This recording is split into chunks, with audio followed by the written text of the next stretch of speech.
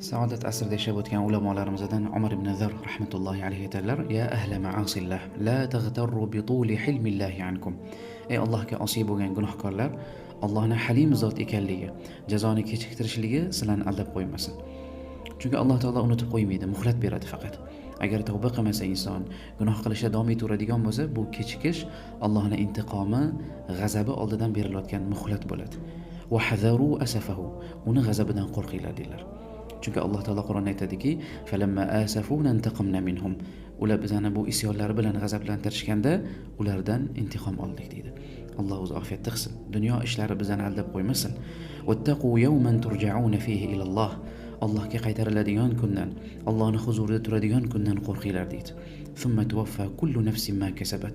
Uning huzurida har bir insonga dunyoda qilib yurgan amali uchun to'la jazo beriladi. Va hum la yuzlamun. Va hech kimga zulm qilinmaydi.